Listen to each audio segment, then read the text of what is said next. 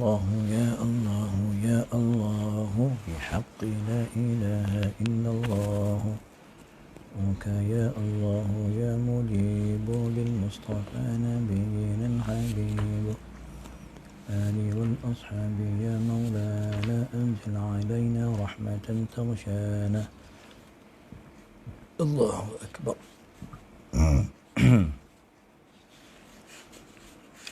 الله الله الله الله الحمد لله بسم الله الرحمن الرحيم اللهم صل وسلم وبارك عليه وعلى آله في كل لمحة ونفس عدد ما وسعه علم الله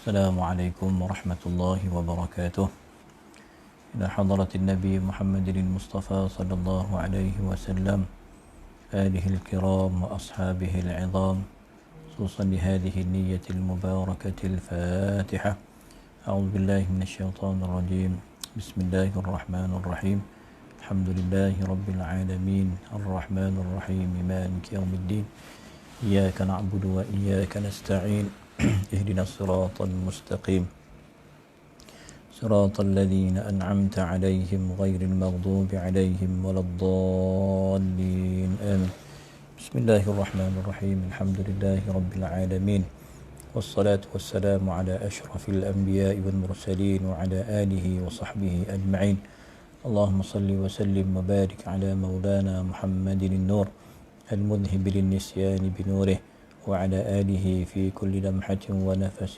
بعدد كل معلوم لك اللهم افتح علينا فتوح العارفين واجعل أعمالنا خالصة لوجهك الكريم اللهم فقهنا في الدين وعلمنا التأويل يا رب العالمين اللهم ارزقنا تلاوة القرآن اللهم ارزقنا نور القرآن اللهم ارزقنا بركة القرآن اللهم ارزقنا فهم معنى القرآن اللهم انفع بنا عبادك المؤمنين بما علمتنا يا رب العالمين اللهم اقبل دعاءنا ولا تخيب فيك رجاءنا نحن عبيدك الفقراء المحتاجون إليك المضطرون إلى رحمتك يا من وسعت رحمته كل شيء وهو الغني عن كل شيء يا من ليس كمثله شيء وهو السميع البصير أغثنا بغوثك السريع واحفظنا بحفظك المنيع ولا تجعلنا بدعائك ربنا شقيا وأجب دعاءنا في من أجبت يا مجيب الدعوات يا باسط الأرض ورافع السماوات ابسط لنا من فضلك ما يغنينا عمن سواك وارفع مقتك وغضبك عنا في الحياة وبعد الممات صلى الله على سيدنا محمد وعلى آله وصحبه وسلم الحمد لله رب العالمين أما بعد Ikhwatal iman, tuan-tuan, sidang penonton yang dimuliakan Allah Subhanahu wa taala sekalian, alhamdulillah. Apa khabar semua? Jadi pagi ni seperti yang kita rancang bersama, kita akan memulakan sesi pengajian tafsir untuk suratul Hujurat.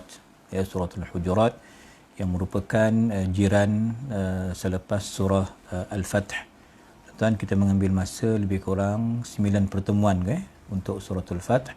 InsyaAllah pada pagi ini kita akan cuba melihat tuan-tuan kandungan suratul Hujurat yang merupakan surah yang ke-49, terdiri daripada 18 ayat dan dia merupakan surah Al-Madaniyah secara ijma', surah yang diturunkan di Madinatul Munawwarah, tuan-tuan ya.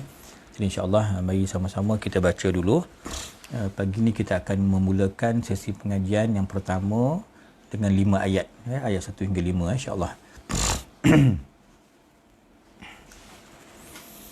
A'udzu billahi minasy syaithanir rajim.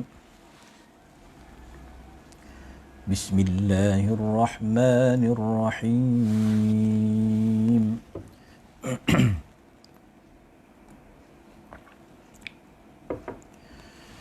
يا أيها الذين آمنوا لا تقدموا بين يدي الله ورسوله واتقوا الله إن الله سميع عليم يا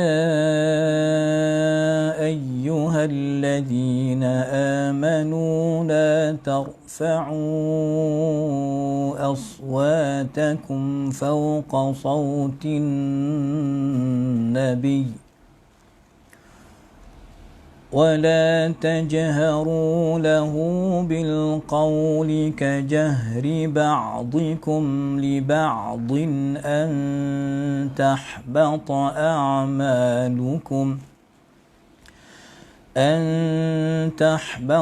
أعمالكم وأنتم لا تشعرون إن الذين يغضون أصواتهم عند رسول الله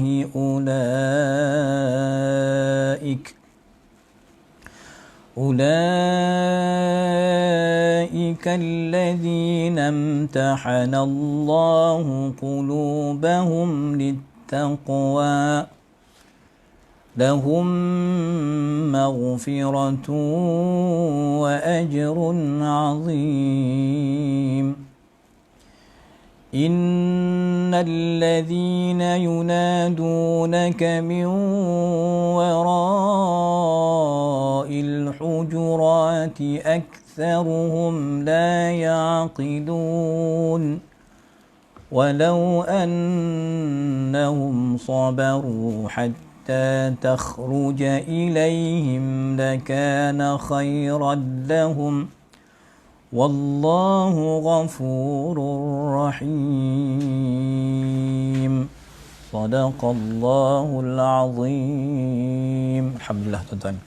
Al-Hujurat ini kita terjemahkan sebagai bilik, kamar-kamar, bilik-bilik, yakni rumah-rumah isteri Nabi SAW. Ayat pertama, wahai orang beriman, janganlah kamu mendahului Allah dan Rasulnya. Ya, maka jangan mendahului itu artinya jangan lawan, jangan langgar, jangan memandai-mandai terhadap hukuman Allah dan hukuman Rasul. Dan bertakwalah kepada Allah, sesungguhnya Allah Maha mendengar lagi Maha mengetahui.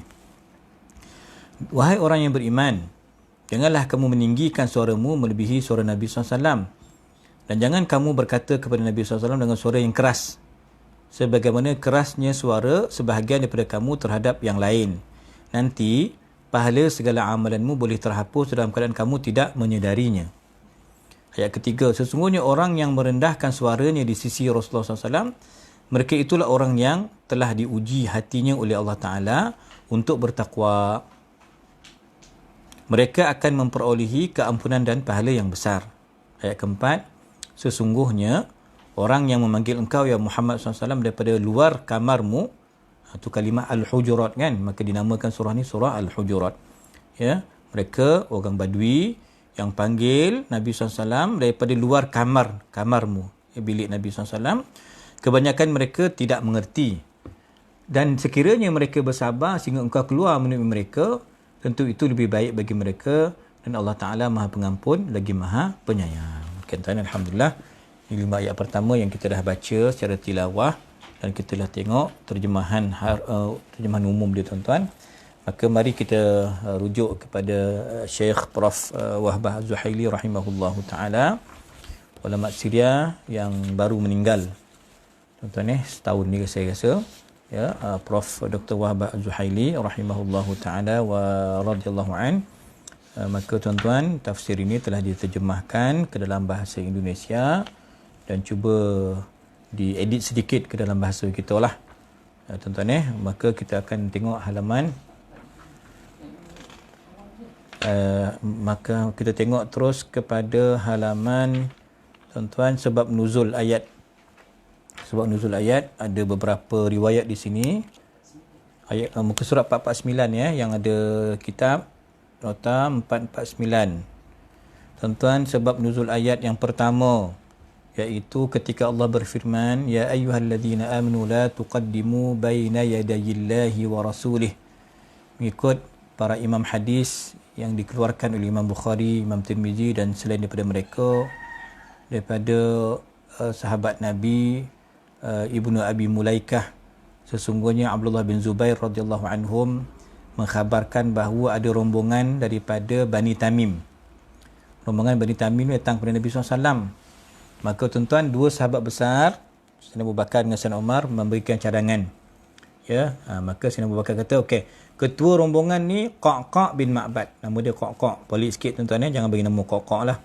Tuan-tuan Kata Sayyidina Umar, tak, kita cadang ketua rombongan ni rombongan Bani Tamim tuan-tuan, Aqra' bin Habis. Maka tuan-tuan, kedua sahabat ni berselisih pandangan lah. Sayyidina Abu Bakar kata, kau kenapa tak dengar cakap Dan? Kata Sayyidina Umar, Dan bukan tak nak dengar cakap kau. Maka tuan, mereka cakap tu suara dah tertinggi sedikit. Tuan-tuan maka suara mereka tinggi, tetapi isunya mereka belum lagi merujuk kepada Nabi SAW tentang keputusan siapakah yang sepatutnya dilantik sebagai amir bagi kumpulan Bani Tamim ini yang datang untuk menghadap Nabi SAW. Itu dia tuan-tuan. Maka suara mereka dah tertinggi dan keputusan mereka tu nampaknya mendahului keputusan Nabi Muhammad SAW. Ini satu pandangan lah. Tuan-tuan Dan juga nanti pada ayat yang kelima, walau annahum sabaru, tuan-tuan, dan ayat itu berbicara tentang siapakah yang wajar dilantik sebagai amir ketua rombongan Bani Tamim, dan di situ ada dua pandangan daripada Sayyidina Abu Bakar dan Sayyidina Umar, tuan-tuan Ada pandangan yang mengatakan daripada Sayyidina Imam Hasan Basri radhiyallahu an, dia kata, tuan-tuan, ada pula orang sembelih korban, tuan-tuan, sebelum, tuan-tuan, dia sembelih korban sebelum Nabi sembelih korban. Qabla Rasulullah yauman nahar. Jadi tak boleh. Dia mesti perasmian tu, permulaan tu daripada Nabi SAW. Okay, maka Nabi kata repeat balik korang punya korban. Sebab apa? Tak tanya pun, tak rujuk pun, main buat dulu. Ini satu pandangan yang kedua daripada Imam Hasan Basri. Ada juga pandangan tuan-tuan, orang yang sembelih sebelum semayang raya. Tak boleh lah. Fasalli li rabbika wanhar. Semayang dulu baru sembelih korban. Ni dia sembelih dulu baru semayang. Maka tak terpakai pandangan itu. Maka tuan-tuan, itu dianggap melanggar tuan-tuan perintah Allah dan Rasul. Ada lagi tuan-tuan, kata Sayyidah Aisyah, dia puasa awal pula daripada Ramadan. Tuan-tuan sebelum Nabi berpuasa. Jadi bab apa ibadah, apa urusan, kena rujuk Nabi SAW dalam bab korban, dalam bab puasa, dalam bab pandangan melantik pemimpin. Semuanya mesti diberikan keputusan oleh Nabi SAW terlebih dahulu. Okey. Turun ayat yang kedua tuan-tuan, isu meninggikan suara. La tarfa'u aswatakum. Maka tuan-tuan, diorang ini, mereka ni tuan, kalau bercakap berburak tu suara kuat benar. Tuan-tuan meninggikan suara, jadi Allah tegur, janganlah kuat nak cakap tu, slow lah sikit. Orang nak tidur ni, tuan-tuan Dan ini cerita ni membabitkan seorang sahabat Nabi, tuan-tuan, ni Sayyidina Thabit bin Qais ni tuan-tuan, dia ni memang pembidato terbaik zaman tersebut. Akhtabu qaumi. Dia paling khatib yang mufawwah, yang paling petah, yang paling best kalau khutbah. Pembidato yang hebat. Namanya Thabit bin Qais. Cuma tuan-tuan, dia ni pokak. Thabit bin Qais ni tuan, dia pokak. Dia kalau pekak ni tuan-tuan, agaknya orang pekak, dia anggap orang macam tak dengar kan. Jadi dia tinggikan intonasi suara dia.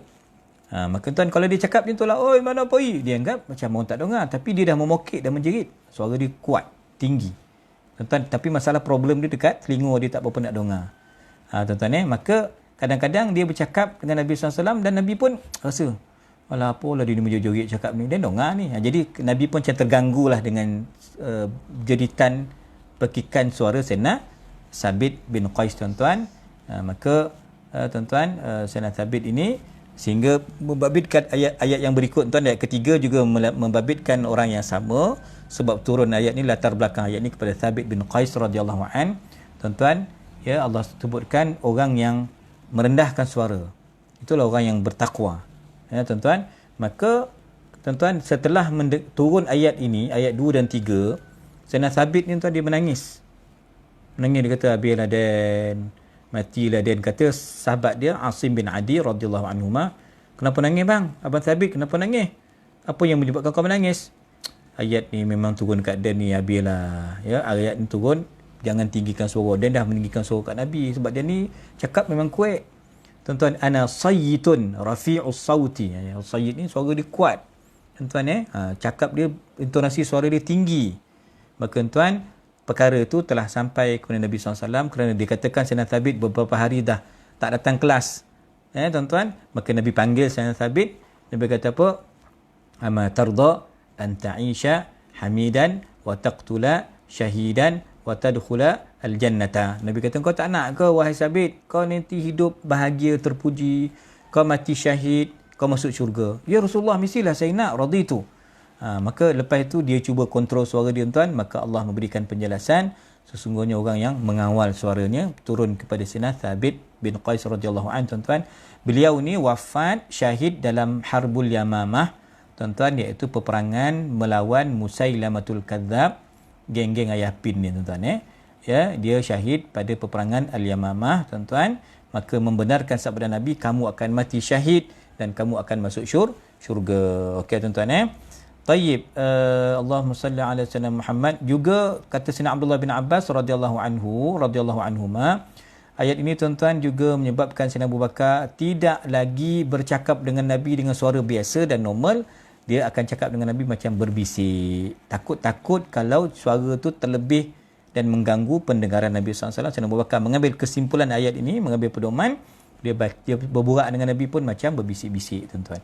Ayat yang keempat, ini cerita pasal geng-geng Arab Badui datang ke Madinah, datang ke Masjid Nabawi, datang ke bilik-bilik Nabi, hujurat, rumah Nabi SAW, menjoget-joget, memukik-mukik, Muhammad. Tuan-tuan maka Allah turunkan, janganlah kau menjoget-joget, memukik-mukik. Ya, jangan memukik-mukik, memanggil Nabi SAW. Ya, sebab orang yang mengawal suaranya, tuan-tuan, orang yang mengawal suaranya, orang itu orang yang diuji iman mereka dan mereka akan mendapat nilai taqwa. Dan begitu juga tuan-tuan, ada mengikut Imam Abdul Razak, saya kira dalam kitab Musannaf beliau, Imam Abdul Razak Al-Yamani, daripada Sayyidina Qatadah radhiyallahu an, ada orang jumpa Nabi SAW, panggil, Mat, saya punya madih ni, pujian saya ni memang hebat, tapi kalau saya kutuk, saya caci, memang power. Kata janganlah, maksudnya Nabi SAW menjelaskan, dzalika huwallah, ya, yang berhak memberikan pujian, sanjungan dan teguran itu ialah daripada Allah Subhanahu Wa Taala, bukan kau ya. Maka tuan-tuan, Allah turunkan orang yang tadi memanggil-manggil Nabi dengan panggilan yang tak sesuai tuan-tuan ya, maka nanti kita akan tengok apa dia panggilan yang sepatutnya diberikan kepada Nabi SAW, bukan panggil dengan nama alam dia Muhammad ke Abul Qasim dengan laqab dengan kunyah dia, itu tak sesuai untuk Nabi SAW tuan-tuan. Bahkan ada juga riwayat daripada Imam Ahmad tuan-tuan, seorang yang bernama Aqra' bin Habis. Aqra' ni terkenal tuan-tuan, cerita dia anak dia 10 orang, dia kasar dengan anak-anak dia tuan-tuan. Maka Nabi, ketika Nabi cium Hasan Husin, kata Aqra', Rasulullah, budak-budak ni kita buat macam ni ke? Kena sayang ke? Nabi kata apa? Man la yarham la yurham. Aqra' bin Habis ni tuan-tuan dikatakan antara muallaf ya. Aqra' bin Habis ni banyak cerita ni tuan, tapi dia dalam cerita suratul Hujurat ni pun dia masuk dalam cerita ni tuan-tuan. Dia lah memukik-mukik panggil Nabi dekat belakang rumah Nabi, kat tepi rumah Nabi, dia panggil, Mat, aku nak puji ni, aku nak kutuk ni. Maka tuan-tuan turun, maka Nabi menyatakan dzalikumullah. Okey tuan-tuan. Kemudian ataupun sedikit lagi riwayat daripada Imam Muhammad bin Ishaq tuan-tuan, dan selain beliau, turun ayat ini kepada Arab Badui, Jufah. Arab Badui ni kasar. Arab Bani Tamim tuan-tuan. Ya. Mereka datang tuan-tuan nak jumpa Nabi SAW, mereka masuk masjid, panggil-panggil Nabi, menjerit-jerit, panggil, Mat. Kami datang ni dengan bawa mesej, nak buat pujian, nak buat cacian. Maka tuan-tuan, ya, jeritan itu mengganggu Nabi SAW. Tak menyabar-nyabar, tak nyompek-nyompek. Kau panggil, kau jawablah, dia nak siap kan, dia keluarlah. Macam itulah tuan-tuan. Panggil pula dengan bahasa yang tak sesuai, waktu yang tak sesuai, dengan intonasi yang tak sesuai. Maka tuan-tuan tetapi tuan-tuan, mereka sebut juga, inna ji'naka ya Muhammad nufakhiruka, kami berbangga-bangga, kami ingin berbangga. Tetapi tuan-tuan, Allah Subhanahu Wa Taala tidak berkenan dengan cara ini. Maka Allah menegur kumpulan Bani Tamim ini tuan. Kena ingat mereka ada beberapa gulungan, beberapa kumpulan tuan-tuan. Rombongan Cik Kiah ni ada beberapa kumpulan. Cuma tuan-tuan kena ingat, Bani Tamim, kalau kita di Pilin, orang Rombau, orang Pilin tuan-tuan, ingat kat situ ada kubur siapa? Almarhum Ustaz Asy'ari Muhammad Arkam. Pengasas Arkam ni kan, Almarhum Ustaz Asy'ari Arkam ni kan mengaku dulu dia Bani Tamim. Orang Rombau dia Bani Tamim macam mana lah kan. Bani Tamim tuan-tuan, dia akan jadi pembantu Imam Mahdi kan dulu kan. Jadi tuan-tuan, Nabi kata Bani Tamim yang datang ni, datang memanggil-manggil, mokek-mokek ni tuan. Nabi kata, laula annahum asyaddun nasi qitalil a'warid dajjal la da'autullah alaihim ayyuhliku. Kalaulah tidak kerana kumpulan Bani Tamim ni yang kuat membunuh nanti kepada Dajjal, maka aku akan doakan mereka kecelakaan. Maknanya, tuan-tuan, Bani Tamim ni ada kelebihan. Mereka lah nanti yang akan memerangi, yang di hadapan, yang memerangi kumpulan-kumpulan Dajjal. A'warad Dajjal, yang frontliner dia ialah geng-geng Bani Tamim ini. Jadi sebab tu Nabi kata, tak apalah dan layan lah. Walaupun dia memokak-mokak datang jumpa dan menjerit-jerit, suara tak betul tu. Tapi Nabi sabar kerana mereka inilah kelompok yang akan nanti pada hari sebelum kiamat, tuan-tuan, mereka lah yang akan membunuh, yang akan mempertahankan umat Islam daripada, tuan-tuan, fitnah Dajjal. Okey, selesai. At-tafsir wal bayan. Tuan-tuan, dalam perbincangan surah Al-Hujurat ini, tuan-tuan kena ingat, surah ini dipanggil dengan suratul akhlak dan suratul adab. Jangan main, tuan-tuan. Nama lain bagi surah Hujurat ini, surah adab dengan surah akhlak. Ya, ini disebutkan pada muqaddimah itu, tuan-tuan. Ya, dipanggilkan sebagai suratul adab dengan suratul akhlak, tuan-tuan, di mana kalau boleh, tuan-tuan, saya minta maaf kita ghostan sikit depan sekali pada awal tu suratul Hujurat, tuan-tuan. Kita ambil, tuan-tuan, dia dipanggil surah 445 ya. Tolong rujuk sekejap nanti 445 sebab surah ni dipanggil suratul akhlak dan suratul adab, tuan-tuan. Dan saya terlepas tadi, minta maaf ya, tuan-tuan. Memang munasabah suratul Hujurat dengan suratul Fath, tuan-tuan, yang kita dah bicarakan, yang kita khatamkan pada Jumaat lepas kan, tuan-tuan. Jadi kalau surah yang dulu cerita pasal, tuan-tuan, tentang Hudaibiyah, tuan-tuan, tentang beberapa peperangan, tuan-tuan, ya, tentang kesabaran dan sebagainya, jihad, tuan-tuan. Tapi itu peperangan luaran. Yang kita nak bincang surah Hujurat ni, dia krisis dalaman, peperangan dalaman, tuan-tuan, yang dipanggil bughah, pemberontak. Ini kita akan sentuh nantilah dalam surah ini, tuan-tuan. Kemudian antara sempena surah Al-Fath dengan suratul Hujurat, Al-Fath yang kita bincangkan 9 pertemuan yang lepas, tuan-tuan, tentang janji Allah kepada orang beriman, iaitu keampunan dan syurga. Maka, tuan-tuan, Allah nak ingat orang beriman mesti takwa. Takwa tu cirinya apa? Jangan mendahului Allah, jangan mendahului keputusan Rasulullah SAW, tuan-tuan. Dan sebenarnya kedua-dua surah ni dia mengangkat tashrif wa takrim, mengangkat kedudukan Nabi SAW. Jangan panggil Nabi sebarangan, jangan angkat suara Nabi, jangan angkat suara kamu di hadapan Nabi SAW. Tuan-tuan, kalau kita perasan kan, sejarah maqam Nabi SAW, kerajaan Saudi masih mengekalkan tulisan ayat ya ayyuhalladzina amanu la tarfa'u aswatakum fawqa sautin nabi. Ayat yang kedua kan daripada surah yang kita baca ni, suratul Hujurat, masih ditulis lagi. Itu bermula zaman, saya ingat, kerajaan Osmaniyah yang tulis.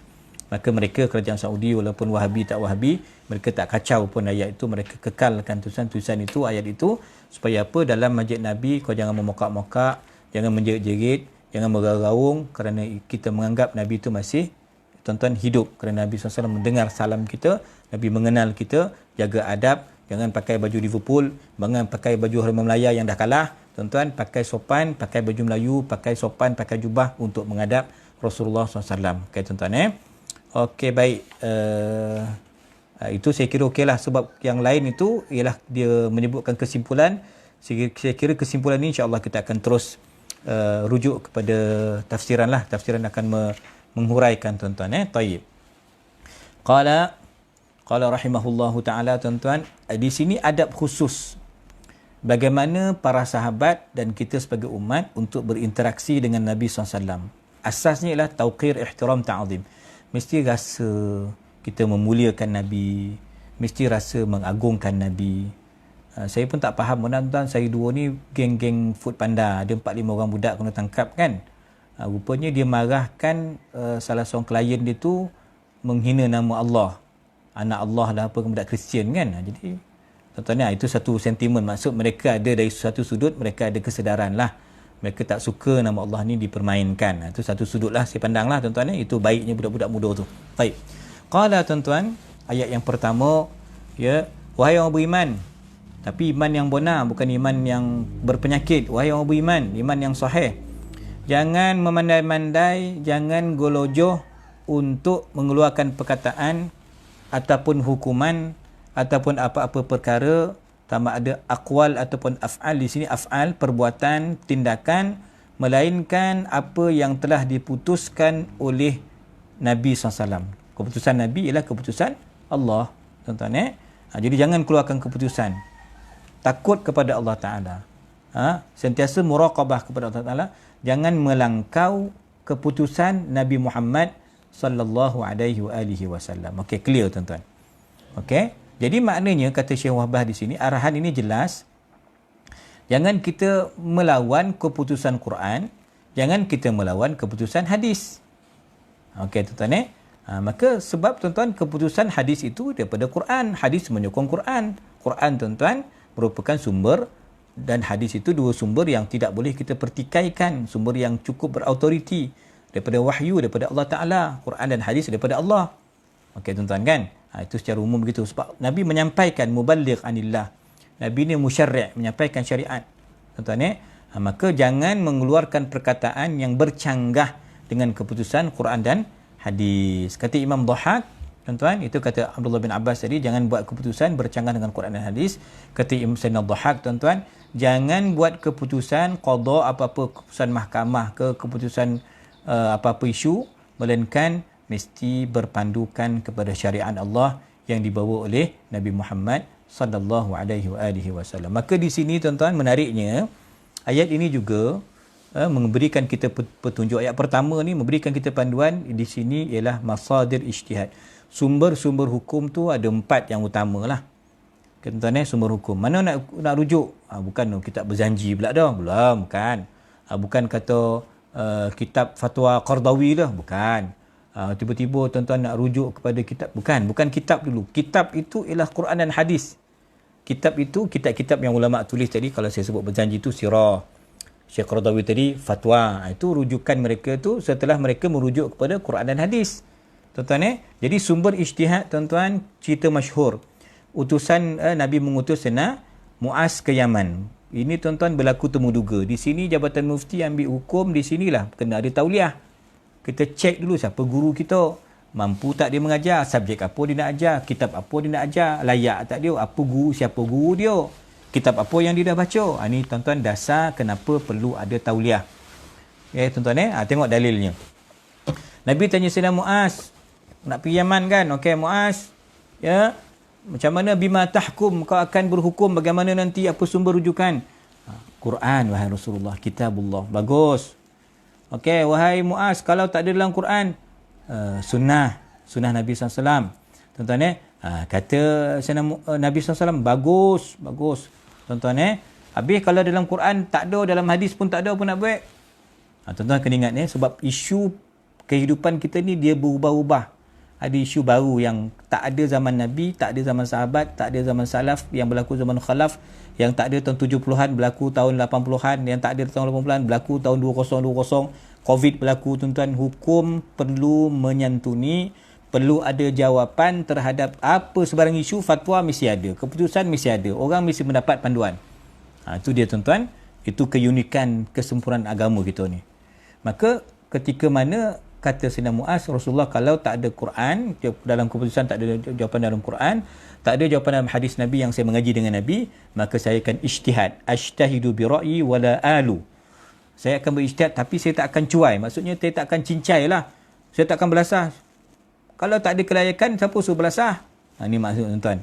Kalau tak ada kelayakan, mana boleh keluarkan hukum? Mana boleh bagi pandangan? Ikut je lah ustaz cakap apa, ikutlah mufti cakap apa. Kau nak lawan memandai macam terror sangat ni, kenapa? Itulah tuan-tuan makna. Hadis ini penting tuan-tuan sebagai turutan ijtihad. Quran, sunnah, dan ketiga baru boleh guna ijtihad. Ijtihad itu merangkumi apa? Qiyas tuan-tuan merangkumi tentang beberapa sumber hukum tuan-tuan, masalihul mursalah. Ini semua kebijaksanaan para ulama, para mujtahid tuan-tuan telah menyusun sistem bagaimana SOP, bagaimana nak mengeluarkan hukum. Ini tuan-tuan kena belajar dalam kitab usul fiqh. Okey, baik tuan-tuan Jadi makna dah batu Sayyidina Muaz kata macam tu, Nabi topuk dada dia. Bagus. Tahniah Muaz, kau telah menggembirakan aku. Kau jadi utusan aku ke Yaman, duta Nabi ke Yaman, dan kau telah menggembirakan aku. Tuan-tuan itu dari sudut sumber hukum boleh diambil daripada ayat pertama ni. Quran, sunnah dan ijtihad yang ketiga. Taib tuan-tuan. Kita berpindah kepada yang kedua, wahai orang beriman. Ya, kalau kau bercakap dengan Nabi, janganlah kau memukik-mukik. Janganlah cakap kuat-kuat. Nah, dari tadi ayat pertama tadi disebut oleh ulama dari sudut af'al, perbuatan. Yang kedua ni tuan, ayat kedua ni aqwal, perkataan. Perkataan pun kena jaga, kontrol. Jangan cakap kuat-kuat. Sebab itu mengganggu Nabi SAW, tuan-tuan, dan mengangkat suara. Kita berburak ni kalau dengan intonasi yang melampau-lampau tu, dia macam tanda kita ni macam tak siuman lah pula. Kan macam kalau tengah marah tu, itulah jadi kalau tengah marah kita tak boleh kontrol, suara kita jadi memukik-mukik. Tapi kalau normal tuan-tuan, patut suara kita okey lah, orang boleh dengar. Ya, bukan suara yang menjerit-jerit tuan-tuan. Itu tanda orang yang ada tuan-tuan akhlak, ada adab. Ini adab yang kedua yang dianjurkan kepada para sahabat dan dianjurkan kepada seluruh kita tuan-tuan sebagai umat Nabi sallallahu alaihi wasallam. Okey, isu yang ketiga, ayat yang ketiga tuan-tuan, ya, iaitu wala tajharu lahu bil qawli ka jahri ba'dikum li ba'd. Kalau bercakap dengan Nabi sallallahu alaihi wasallam kena tenang, sakinah. Tuan-tuan, tenang, jangan seperti yang kamu tengok orang Badui. Badui ni dia peliklah sikit kan. Bercakap memanggil dengan nama yang mujarrad, isim alam. Tuan-tuan, ya Muhammad, ya Ahmad, ya Abul Qasim, tapi nak panggil Nabi, ya Nabi Allah, ya Rasulullah. Sebab tu tuan, saya perhatikan kadang-kadang kan, orang-orang tok-tok kita dulu tuan, isteri dia pun tak panggil dia apa tuan, panggil dia tuan. Saya ingat dulu lah Tuan Datuk Abdullah Sijang tuan, isteri dia pun panggil dia tuan tuan, panggil tuan guru lah, isterinya pun panggil dia tuan tuan. Mungkin dia mengambil kesimpulan daripada ayat ni, dia tak panggil nama, apatahlah bini yang panggil lelaki nama kan, Jang, Mat, jom pergi shopping gitu kan. Tu mungkin tak sesuai lah kot. Ya? Jadi dipanggil, tuan-tuan, Nabi SAW tu gelaran yang sesuai. Nabi Allah, Rasulullah, muliakan Nabi SAW. Allah yang memuliakan Nabi. Tuan-tuan, ya? Kita mengikut perintah Allah. Jangan panggil Mat. Tuan-tuan, Allah yang memuliakan Nabi. Takdiran, kita menghargai tuan-tuan, sangat-sangat menghargai. Kita berhutang budi, berhutang nyawa dengan perjuangan Nabi SAW, dengan risalah Nabi tuan-tuan. Maka sebab itu kita jangan buat bukan-bukan, jangan biadab dengan Nabi SAW, kerana risikonya apa? Kesannya antahbata a'malukum wa antum la tash'urun. Kau akan terhapus amalan tanpa kamu sedari. Maknanya tuan-tuan, kenapa Allah tegah kamu daripada cakap memukik-mukik ni, mengikut suara yang tidak normal? Tuan-tuan, kenapa bimbang nanti habis pahala? Ya tuan-tuan, ataupun membawa kepada istighfaf. Tuan-tuan, kita ambil remeh, kita ambil ringan. Alah, apalah sangat pergi makam Nabi pakai pagoda. Contohnya lah, pakai baju pagoda. Apalah sangat berjerit dekat makam Nabi. Apalah sangat kita bawa mulut berbau, isap rokok, bau tak kumur-kumur pun. Pergi menghadap Nabi, kata, alah, apalah sangat. Kita meremehkan perkara tuan-tuan. Dia membawa kepada perkara yang tidak baik sebenarnya. Tak baik tu mana? Sampai kepada kekufuran. Kan? Kurang iman, kurang penghayatan. Pergi umrah tiap-tiap bulan tapi sayang Nabi tak ada. Pergi haji tak tahun. Nabi 2 tahun tak pergi haji dia kan. Tak boleh pergi tuan-tuan kan. Jadi tapi dari sudut penghayatan tak ada. Sebab apa? Dia tak menjaga adab. Kan? Adab kita dengan kitab. Adab kita dengan guru. Adab kita dengan rumah Allah Ta'ala. Adab tu tak dijaga tuan-tuan. Maka penghayatan tak akan sampailah. Tanpa kita sedar bahawa kita mencari pahala. Alhamdulillah dapatlah pahala perbuatan kita tu. Tapi pengaruh dia, kesan impak dia tidak besar. Kerana kita mengabaikan sudut adab tu tuan-tuan, ya.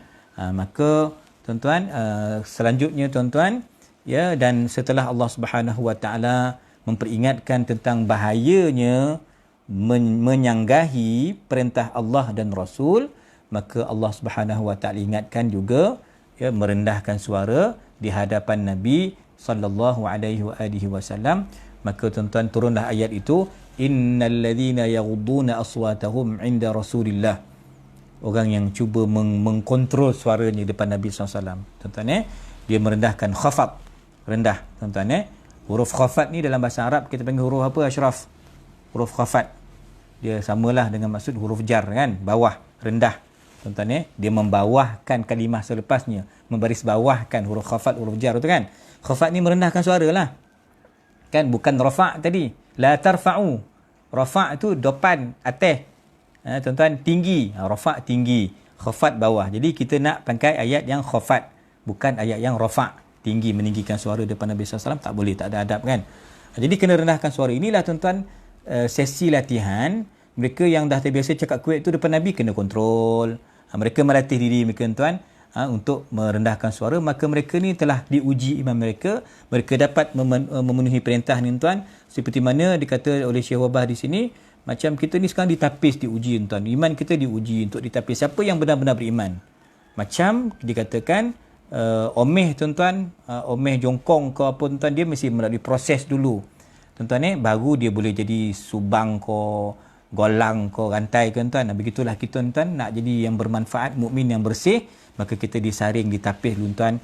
Kalau omeh tadi dibakar di api sebagainya tuan, untuk menjadi boleh dimanfaatkan oleh manusia. Begitu juga tuan-tuan, kita yang beriman ni, kita dalam proses saringan, tapisan. Tak kira COVID, tak COVID tuan, kita sedang diuji oleh Allah Subhanahu wa taala. Okey tuan-tuan Taib, qala, saya nak teruskan tuan-tuan.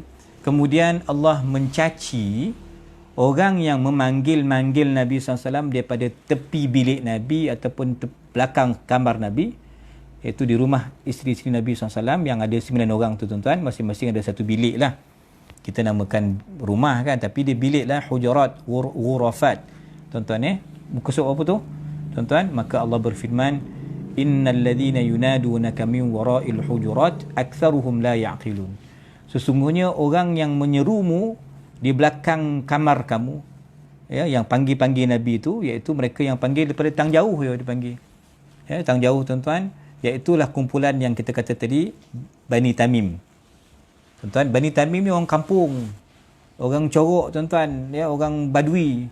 Mereka ni tak sekolah, tak tahu disiplin, tak tahu adab.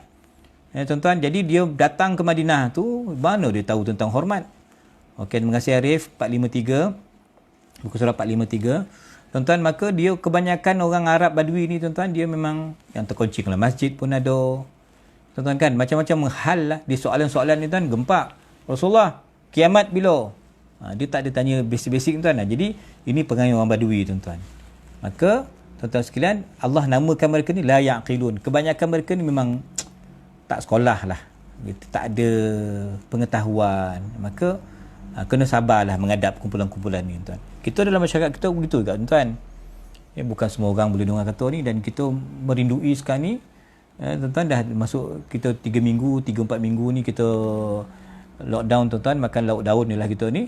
Maka kan kalau kita kuliah di masjid, kan bunyi waktu syuruk, subuh dah habis, jadi penceramah boleh ambil kesimpulan nak copek, berhenti orang nak sarapan kalau subuh lah.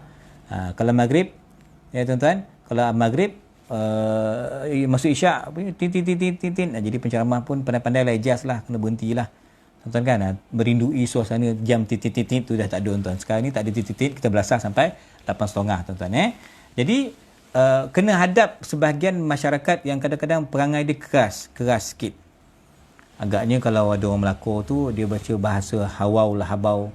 Kita Negeri Sembilan ni pun bahasa kita pun kadang kasar juga kan tuan-tuan jadi kadang-kadang tu seorang dua yang perangai macam tu, kita pun kena hadap. Saya cakap hawau lah, habau, keluar orang masjid tanah tu tuan-tuan muncul haji sidq tuan-tuan tetapi bukan maknanya kadang tu mulut tu agak bahasanya macam ganas sikit lah tuan-tuan ajak makan macam nak bergaduh tapi tuan bukan nak menggambarkan hatinya yang kasar sangatlah tuan-tuan ini. Tetapi ayat ini merujuk kepada masyarakat Badui yang tak ada pelajaran.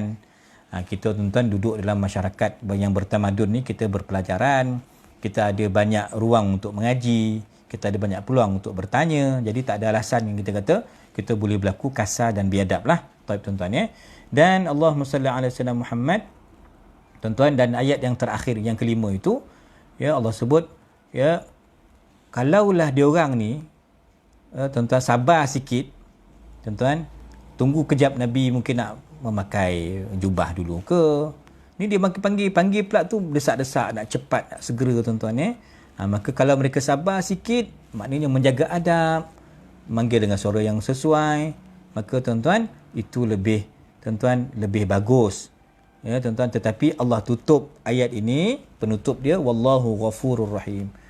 Allah tetap mengampunkan, Allah tetap mengasihani kepada umat Badui ke, Bani Tamim ke, siapa ke, kalau dia berusaha nak memperbaiki diri dia, mengelokkan adab dia, mesti Allah terima segala ketaatan mereka, Allah ampunkan kesilapan mereka tuan. Itulah Allah Subhanahu Wa Taala yang Ghafur dan Rahim. Okey tuan-tuan Tayyib, kita ambil tuan-tuan apakah fiqh dan panduan yang boleh kita pelajari daripada 5 ayat pertama daripada suratul Hujurat ini. Ingat, suratul Hujurat bermaksud suratul adab dan surah akhlak.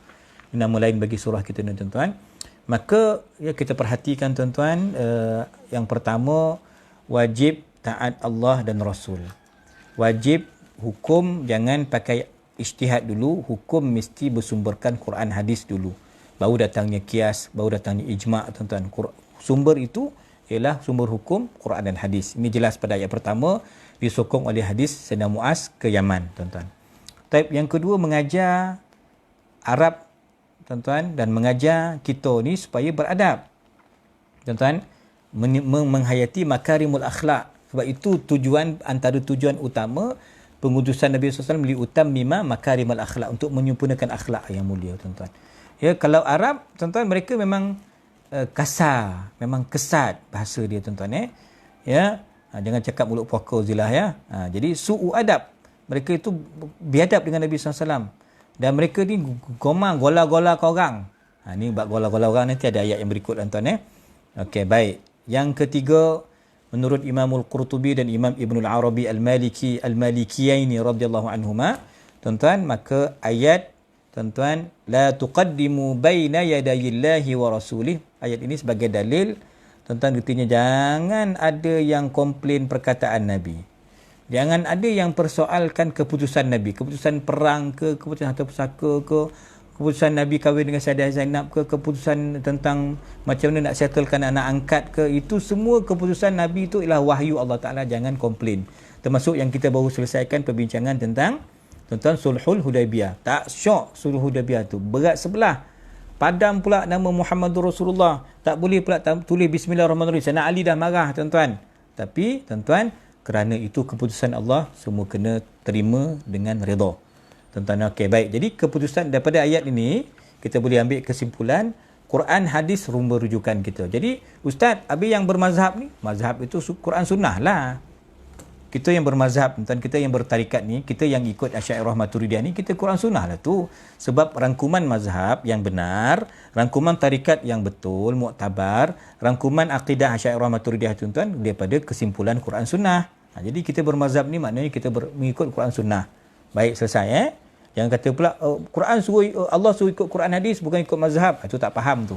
Tuan-tuan itu telah saya bahaskan dalam diskusi dengan pihak Jabatan Mufti tuan pada Rabu malam Khamis. Taib, qala, ada orang yang kata, okey ustaz, kalau macam tu dua dalil ini menafikan peranan qiyas. Jadi qiyas dalam sumber hukum tak boleh guna qiyas. Ini tuan-tuan pun salah faham juga. Qiyas boleh digunakan sebab tuan-tuan, qiyas juga merupakan dianjurkan dalam Quran, dianjurkan oleh Nabi SAW gunakan qiyas. Kenapa kena gunakan qiyas tuan-tuan? Sebab kes semakin hari semakin rencam. Faham tak? Dia dadah tak ada zaman Nabi, tapi ada arak. Maka dikiaskan pengharaman dadah tu atas dasar asal hukumnya arak. Illahnya, alasannya mabuk. Makan dadah pun jahanam, otak jadi rosak, dia bunuh bapak dia curi duit omak tuan-tuan. Maka sama juga tuan-tuan dengan khamar. Khamar itu menutup akal, merosakkan akal. Maka di situ berlaku kias. Nampak tuan-tuan?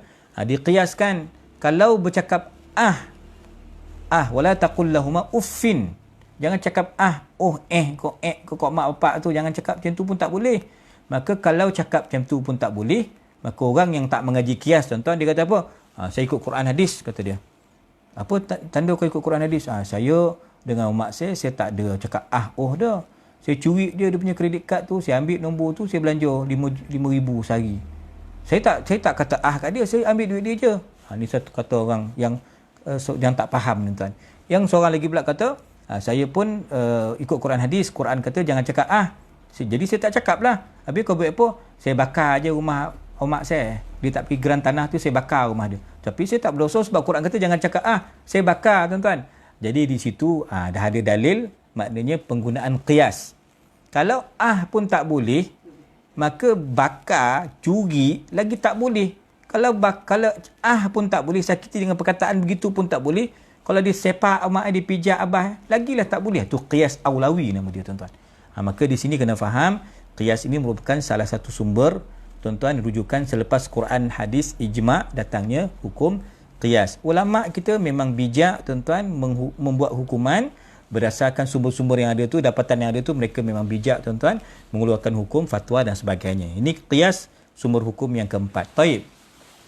Qala, tuan-tuan, kemudian ya, antaranya, tuan-tuan, disebutkan tadilah wajib mendahulukan Allah dan Rasul. Termasuk tadi ditegur Sayyidina Abu Bakar dengan Sayyidina Umar pun kena rujuk Nabi dulu, siapa yang patut jadi, tuan-tuan, pemimpin ataupun ketua bagi kumpulan rombongan Bani Tamim tadi kan. Taib, yang kelima. Yang kelima, wajib merendahkan suara. Tuan-tuan, wajib merendahkan suara, tuan-tuan, bagi mereka yang sedang berinteraksi dengan Nabi SAW, dan jangan mengeraskan suara, meninggikan suara level suara yang tidak perlu, yang tak sesuai. Tuan-tuan, ini tanda kita menghormati Nabi SAW. Tapi bukan maknanya, kata Syekh Wahbah, bukan maknanya kita bisik-bisik. Rasulullah, bila kalau saya bisik-bisik tuan-tuan kuliah tuan-tuan saya menjoget ni pun tuan-tuan lalap. Kalau bisik lagi out lah kan. Hams. Bukan maksudnya macam suara angin ni. Hamas. Baca Quran kan tak boleh hams kan. Ada huruf hams ke Rasulullah? Hams ada ke? Tu sofir ya. Sod sin tu apa? Sofir. Tuan-tuan jangan pula macam tak faham apa yang Nabi macam tu. Cakap macam biasa tapi jangan memekik-mokik, tu makna tuan-tuan lepas ni jumpa tok guru, tuan-tuan jumpa ustaz pula. Ustaz keluar mulut pula dah. Tak apa buti entah. Saya ikut kuliah Ustaz Syahadat kata, Dr. Syahadat khabar, jangan cakap kuat-kuat. Cakap perlahan, bisik-bisik. Bukan bisik-bisik macam Sayyidina Abu Bakar, tuan. Dia bisik tapi Nabi faham. Kita cakap jangan keluar suara angin dia, cakap kita jelas tapi bukan cakap menjerit. Itu maknanya, tuan-tuan. Ya, itu yang dilarang, ya. Yang dilarang itu apa? Yang mencacatkan standard status kenabian. Haji Fahmi dah sarapan awal nampak tu. Tuan-tuan, mencacatkan status kenabian itu yang tak boleh. Kalau kita berbual macam biasa sama kita, tu okey. Tapi jangan cakap, tuan-tuan, apatah lagi dalam masjid. Dia berbual dua orang, satu masjid dia berbual. Kau jadi kau apa ini? Pasal tani tutup, Covid. Dia berbual dua orang, tuan, satu kampung dengar. Itu tak sesuai. Tuan-tuan, jadi itu menjaga adab. Sehingga kan saya bacakan dalam kitab Imam Qurtubi, tuan-tuan, dalam Al-Jami' li Ahkamil Quran, kata Imam Qurtubi, tuan, berdasarkan ayat ini dikatakan makruh meninggikan suara di maqam Nabi SAW. Seperti yang saya katakan tadi, kerajaan Saudi masih mengekalkan ayat la tarfa'u aswatakum fawqa sautin nabi. Jangan menjoget-joget. Maknanya kalau berdoa, adab. Kalau ada polis yang jaga kita pun, dia kena adab. Dia tak boleh bodar-bodar kita, nak halau-halau kita. Adab. Jangan meninggikan suara di hadapan maqam Nabi SAW. Kalau ikut Imam Malik, tuan, lagilah menghadap maqam Nabi SAW berdoa. Itu soalan Harun Ar-Rashid. Imam, nak menghadap maqam ke nak hadap kiblat? Kata Imam Malik, kenapa kau nak membelakangkan maqam Nabi? Sebab itulah nanti masa hari tiada kiblat, tiada langit, tiada arash, tiada bumi dah kiamat, yang jadi manfaat kita, syafaat kita apa? Itulah Nabi SAW. Itulah wasilah kamu. Itulah kita nak tawassul dengan Nabi. Itulah wasilah Nabi Adam sampai zaman kita ni.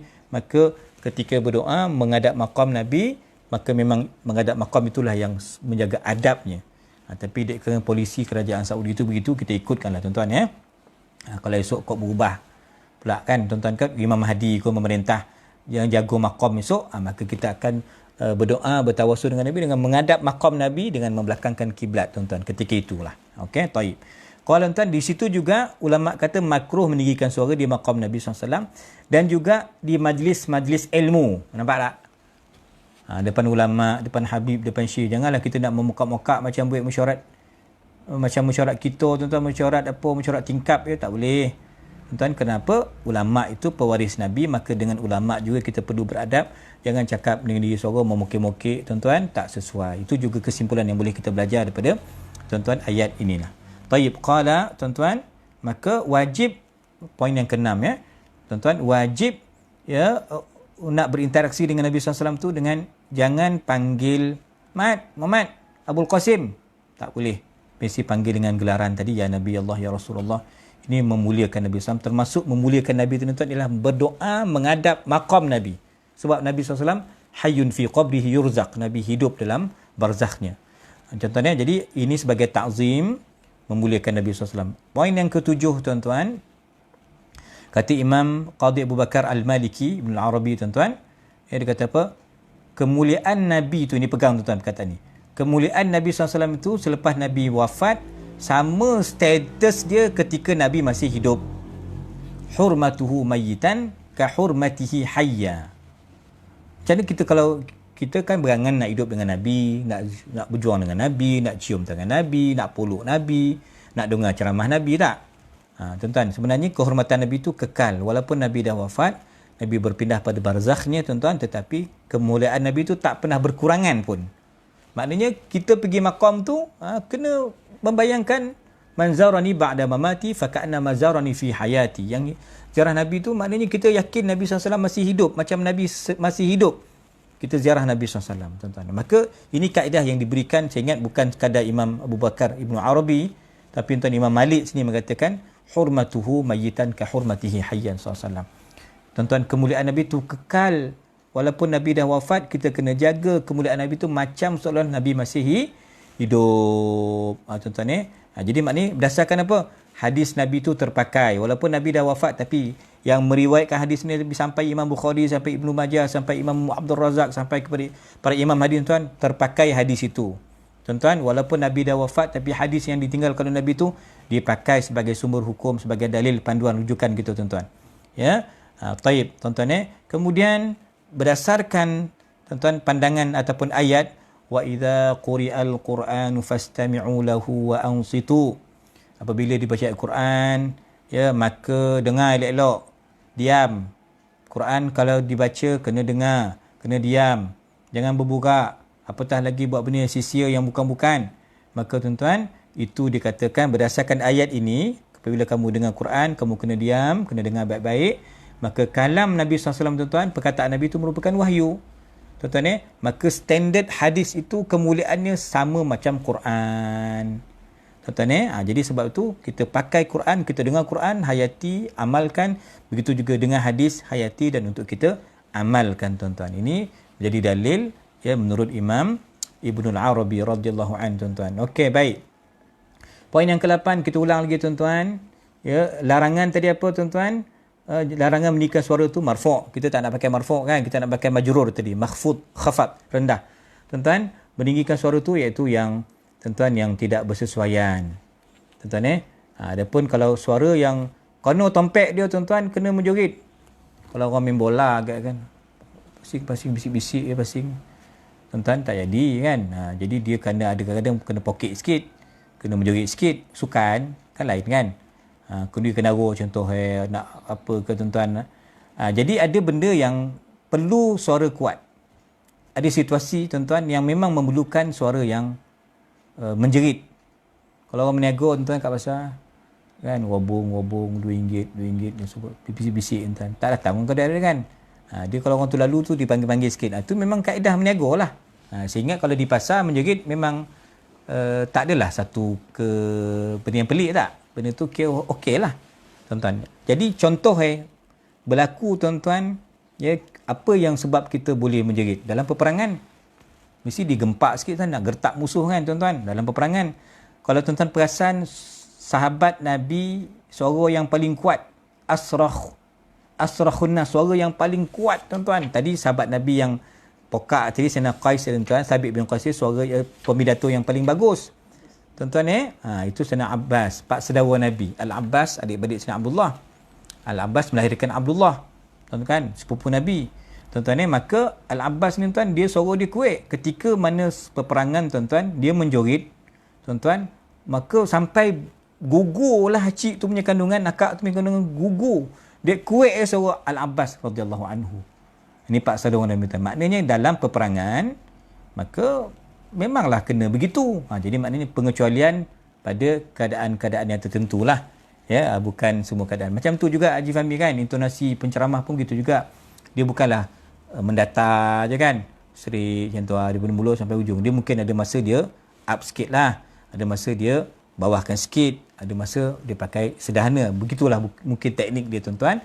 Bukan sepanjang masa dia perlu menjerit. Kalau menjerit-jerit selalu pun orang pun tak berapa boleh dengar lah, tuan-tuan. Tayyib. Qala yang ke-9, tuan-tuan. ya, orang yang bercanggah tuan-tuan, yang melanggar perintah untuk tidak meninggikan suara tu tuan, iaitu perintah untuk merendahkan suara itu, ditakuti orang yang meninggikan suara itu akan terhapus pahala amalan dia dalam keadaan dia tak sedar. Dia tak sedar tu benda-benda yang dia buat itu boleh menghapuskan pahala dia.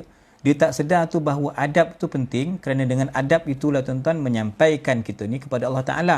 Dengan adab itulah pintu yang paling dekat untuk sampai kepada Allah Ta'ala. Oleh kerana dia tak sedar tuan-tuan, dia buat je. Dia langgar je tuan. Dia anggap benda tu biasa-biasa. Tapi tuan, benda tu kadang-kadang memakan pahala dia, memakan tuan-tuan ganjaran kebaikan dia sampai dia sedar. Itu yang saya boleh faham lah tuan-tuan daripada poin yang ke-9 ini. Okey, tayyib. Kita ambil yang ke-10 tuan-tuan. Orang yang jaga adab tuan-tuan, yang merendahkan suara di hadapan Nabi SAW tuan-tuan, inilah orang yang ada kualiti takwa di sisi Allah Ta'ala. Allah dah bersihkan mereka. Tadi cakap berbuat kuat-kuat kan, Sayyidina Abu Bakar dah takut tuan-tuan, berbisik dia. Sayyidina Sabit bin Qais tuan-tuan menangis dia balik rumah, tak datang lagi kelas Nabi, takutkan berburak, suara terkuat. Maka tuan-tuan, ini generasi takwa yang dididik oleh Al-Quran, yang dididik oleh Nabi sallallahu alaihi wasallam, memperoleh keampunan dan syurga Allah Subhanahu wa taala. Bani Tamim tuan-tuan, Bani Tamim yang saya sebut tadi, Aboya tadi, geng Arkam tadi tuan-tuan. Okey, maka tuan-tuan sekalian disebutkan bahawa mereka datang bertemu Nabi SAW, tapi yang slack ni diorang ni apa tuan, datang dalam keadaan tak kena masuk, menjerit-jerit tuan-tuan, ya, panggil pula mat keluar tuan-tuan. Ini kumpulan-kumpulan yang memang kasar lah tuan-tuan. Jumlah dia ramai lah tu, berapa? 70 orang. Berapa muka surat apa tu? 455 lagi. Betul? 455 tuan-tuan. Tuan-tuan punya nota, ya, muka surat 455. Tuan-tuan, ada dekat situ dia kata apa? Wa kanu sab'ina rajula, 70 orang. Tuan-tuan, kaum yang tak reti bahasa ni, tak ikut disiplin ni, tak boleh tunduk dengan undang-undang ni. Ni geng-geng Bani Tamim ni. Tuan-tuan, dia orang ni yang panggil pula masa tu Aqra'. Sana Aqra' ni tuan, dia ada hadis musalsal dia. Man la yarham la yurham, itu hadis bil awwaliyah tuan-tuan. Ada tuan-tuan, hadis musalsal bil rahmah tuan-tuan. Aqra' ada kata tuan-tuan, masa tu Nabi sedang qailulah. Kan, Nabi sedang rehat lah tuan-tuan. Nabi rehat sebelum zuhur. Ada kata riwayat qailulah tu lepas zuhur. Kita ini jamak duduk lepas zuhur, sebelum zuhur pun kita tidur, lepas zuhur pun kita tidur. Qailulah kita jamak kan tuan-tuan. Maka qailulah itu dah saya sebut dulu pada suratul Ahzab, saya ingat saya. Qala, dia tak jadi yaqulu qaulan. Kalau nak qailulah jadi qala yaqilu qailulatan. Tu bahasa Arab tuan-tuan. Yaqil, fa'il mudhari' tu dah merujuk dia kepada qailulah. Nabi sedang rehat tuan-tuan. Datang geng-geng Bani Tamim tuan, 70 orang ni datang untuk apa? Nak minta syafaat Nabi SAW, tolong selamatkan tawanan mereka tuan-tuan. Maka Nabi bebaskan separuh tuan-tuan, Nabi tebus separuh tuan-tuan. Kerana tuan-tuan, ada, kalau mereka datang dengan kesabaran, dengan adab, dengan cara yang benar, maka mungkin Nabi SAW akan lebih mudah berinteraksi. Tapi mereka datang cara tergejah macam tu je, tak ada bagi salam tuan-tuan, menyebabkan keputusan Nabi. Itulah Nabi, sebahagiannya Nabi merdekakan, sebahagian lagi tu ditebus tuan-tuan. Taib, ikut Imam Muqatil, jumlah mereka bukan 70, 19. Nama pun tuan-tuan gempak-gempak tu. Qais bin Asim, Zabriqan bin Badar, Aqra' bin Habis, yang kasar ni, Aqra' bin Habis, Suhaib bin Hashim, Khalid bin Malik, Atta' bin Habis. Ni agak dia ni Aqra' lah ni bin Habis ni. Qaqa' bin Ma'bad, Waqi' bin Waqi', Uyainah bin Hisin, wa huwa al-ahmaq al-muta'. Uyainah ni tuan-tuan yang dikatakan yang paling bodoh dan yang paling diikuti, dituruti perintahnya. Okey, ini tak apalah. Ini sebagai rombongan ni datang dengan niat supaya Nabi bantu mereka, tapi cara mereka berinteraksi itu tak sesuai, masa mereka pun tak sesuai tuan-tuan, menyebabkan ini ditegur oleh Allah Ta'ala. Walaupun begitu tuan, Allah kata Allah tu Ghafurur Rahim. Pada kesimpulan yang ke-12, sepatutnya Badui ni tadi, Bani Tamim ni tunggulah kejap kan. Tapi tuan-tuan, ya, mereka ni tak menyempek, tak menyabar tuan-tuan. Adab mereka memang kurang tuan-tuan. tetapi tetap tuan-tuan Allah Subhanahu Wa Taala bersifat Ghafurur Rahim, walaupun kepada badui yang keras kerana mereka telah membetulkan kesilapan mereka, tuan-tuan memperelokkan akhlak dan adab mereka, maka tetap Allah tu membuka pintu taubatnya, Ghafurun Rahim. Alhamdulillah tuan-tuan, 1 jam. Esok kita tengok pula adab ammah. Macam mana kaedah nak memviralkan satu berita, mensiasasikan satu perkara tuan-tuan.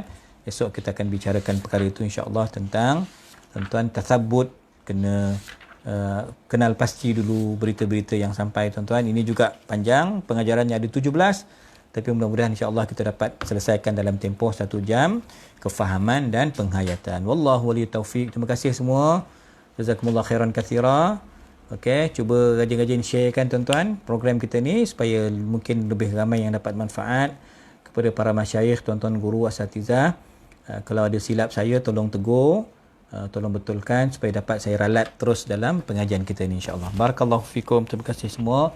Assalamualaikum warahmatullahi wabarakatuh.